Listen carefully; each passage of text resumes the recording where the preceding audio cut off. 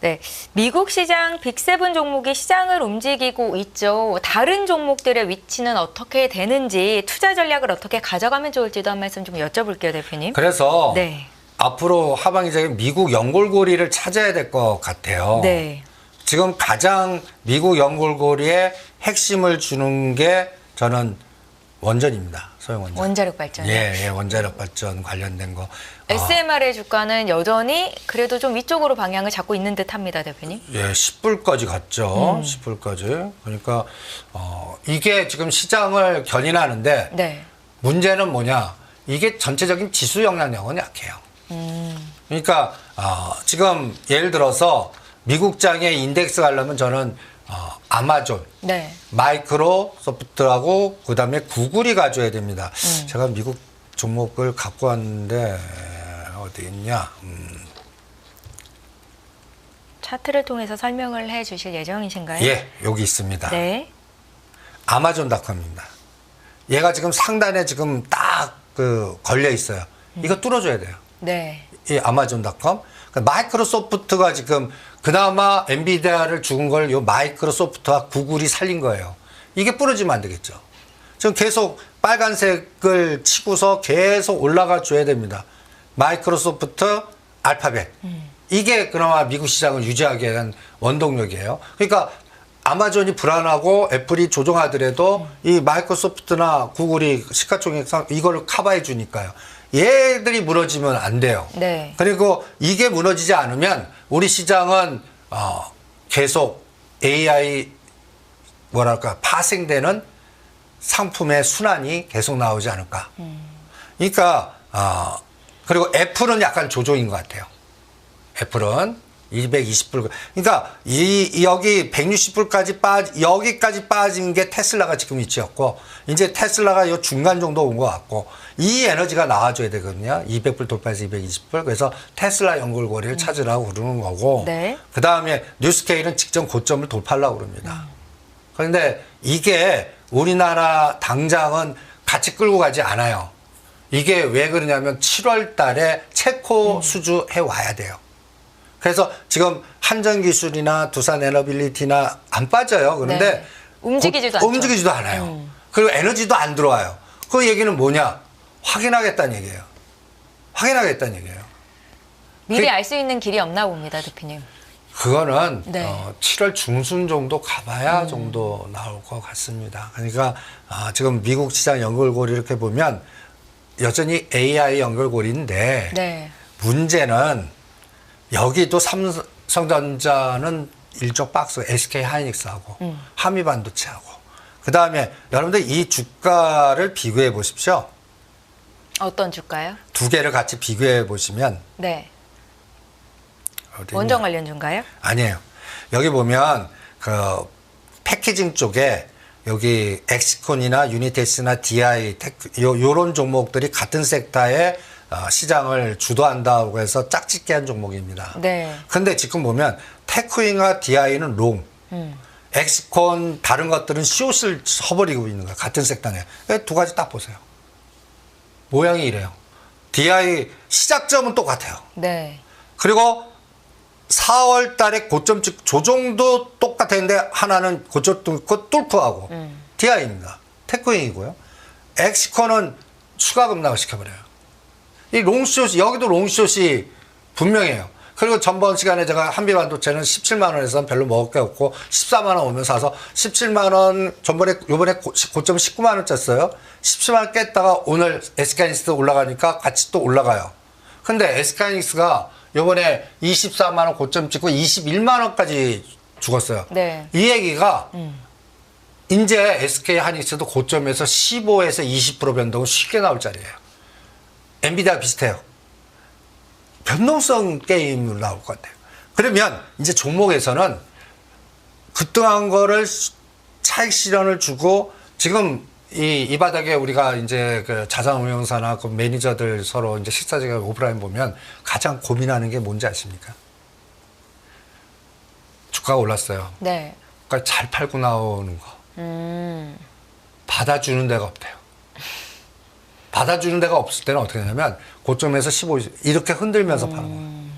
요새 이제 그러니까 이게 받아주면서 선순환이 돼야 돼요. 근데 받아주는 데가 없대요. 그러면 관리하는 거는 괜찮은데 간단히 얘기해서 예를 들어서 추운 겨울 이렇게 표현하면 뭐랄까 추운 겨울에 걔가 집에 있는 줄 알고 잤어요. 근데 새끼 밖에 추운 겨울에 밖에 있어요. 근데 새끼를 낳은 거예요. 그때 베베인데 6마리 낳았어요. 한두 마리만 품에 나머지는 죽어버리는 거예요. 제가 실제로 경험을 한 겁니다. 네. 아침에 가니까 새끼가 났는데 한두 마리 살았고 나머지는 얼마나 극단적인 선택을 했겠습니까? 저는 지금 매니저들이 그 상황에 놓인 포트 중에 어떤 거를 갖고 가고 살리고 어떤 거는 버리고 이 고민이 어마무시한 것 같아요. 고민도 하고 막 그냥 상담도 하고 또 마케팅도 또 좀 이렇게 갖다 해서 시장 조성도 하고 뭔가 이걸 잘 팔 수 있게끔 고가에 요새는 투자자도 똑똑해서 갖고요. 좋은 리포트 써도 안 믿어요.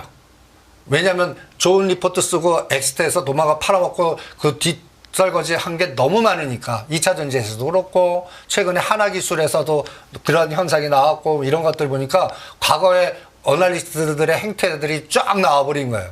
그러니까 요새는 안 믿습니다. 그러니까 실적이 반드시 뒷받침되고 수급 에너지가 들어와야 되고 외국인 매수가 추세로 들어줘야 돼요. 네. 그래야만 살아납니다. 이번에 망가진 거래틀을 보시면 외국인 수급이 매도로 바뀌었거나 유중을 때렸거나 뭔가 매수 에너지보다는 셀 에너지의 자산이나 이쪽 운영 그쪽이 많아서 흘러내려 버린 거예요. 네. 대주주도 팔거나 유상증자 희석화시키거나 그러면 이런 종목들은 언제냐면 6개월에서 1년 후에 이제 선수가 그때 가야 다시 상승. 그런 게 칩셋미디어, 하나마이크론, 퀄리터스 반도체 이런 종목들이 허다합니다. 네. 그러니까 소부장은 이제 어떤 논리나 위가 안 무너져야 돼요. 위가 어디예요? 삼성전자, SK하이닉스, 한미반도체 이런 게 안 무너져야 되고 네. 엔비디아가 안 무너져야 돼요. 그러면 선순환이 돼요. 그럼 지금은 나쁜 종목이 10월이나 내년 연초는 또 주도주다 하고 지금보다 한 30, 50% 올라가는 에너지가 나올 겁니다. 그런데 엔비디아가 무너지고 100불 끊어지면 주도주 다른 걸로 바뀌었습니다. 그럼 2차 전지 꼴라요. 이게 7월에서 9월 때 우리가 가장 고민해야 되는 하나의 분기점. 그래서 7월 달, 9월 달에 저는 이번에 납폭 과다 종목에 앞으로 6개월을 주도할 거를 찾는 게 어떻겠나. 그래서 저는 대충 감을 찾은 게 K자를 또 붙였습니다. K 자원개발, K 원전, 네. K 카지노, K 종합상사, K 물류, K 자동차 미국 밸류체인. 여기서 주도주 물주기 종목을 찾겠다. 여기서 K 푸드나 K 뷰티나 K 2차 전지나 K 소부장이 주도할 때 같은 에너지가 K 전력설비 같은 게 여기서 나오지 않을까. 저는 6개월 정도의 에너지로는 이런 쪽 K 자원개발, K 물류, K 종합상사 이런 것들을 그리고 그게 현대차 그룹에서 많이 나올 거고 밸류체인에서 많이 나올 거다 그래서 아까 그걸 강조해 드린 겁니다.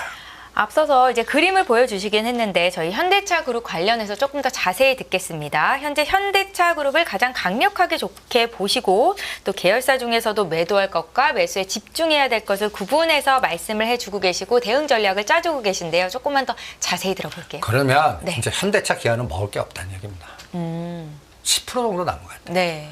왜냐하면 기아의 시작점은 여러분들 작년 10월 달에 7만 원대입니다. 이게 이제 거의 14만 원 가면 거의 더블 게임 나오거든요. 네. 첫 번째 파동은 2월에서 3월 달에 한번 고점 찍었습니다. 13만 원. 그리고 10만 원 초이까지 떨어졌다가 지금 이 고점을 돌파하려고 그래요. 네. 돌파하면 환호할 겁니다. 투자자는. 먹을 건 없어요. 그러면 여기서 기아나 저는 현대차를 팔아갖고 오히려 이런 생각 있잖아요. 자동차가 잘 팔려요. 인도 뭐 IP하고 그것도 구주 매출로 해요. 구주 매출로 하는 게 굉장히 중요합니다. 그 어떤 의미예요? 갖다 해서 아이펜 대주주가 갖고 오는 거예요. 그 돈을. 네. 마음대로 할 수 있어요. 요번에 현대 엔지니어링 구주 매출 하려고 그랬다가 실패한 게 정사장이 그 돈을 갖고서 뭔가 현대 뭐 지분이나 뭐 하려고 그랬는데 못한 거예요. 근데 이거를 저 멀리 인도에서 구주 매출해서 4조 돈이 들어옵니다. 그게 굉장히 큰 하나의 그래서 제가 현대 모비스를 하십시오. 하십시오 한 게 그 에너지라고 보는 거고요. 네. 그 다음에 현대차는 기아보다 나아요. 기아보다 요거에 전에 고점보다 뚫지 않습니까? 근데 현대차를 28만 원과 30만 원에 사서 35만 원 가면 괜찮아요. 네. 근데 뭐 30만 원만 가면 꼬리 달리고 언제든지 26만 원, 7만 원 오면 26만 원, 7만 원 눌림목대 사갖고 SKI 가든지 한 10에서 20% 단타만 하자고요. 그럼 그때까지 위치는 뭐가 좋냐? 현대모비스가 좀 더 낫습니다. 현대모비스. 그러니까 시작점에서 얘는 20, 30%예요. 현대차나 이런 것들은 60에서 80%예요. 그러니까 위치가 다르죠. 그리고 자동차가 미국 벨트에 잘 팔려요. 그러면 자동차하고 같이 가는 게 있지 않습니까? 타이어. 네. 근데 한국 타이어나 한국 그룹이 최근에 노이즈, 분할 이런 것 때문에 박살나니까 그 50이 최저가 있어요.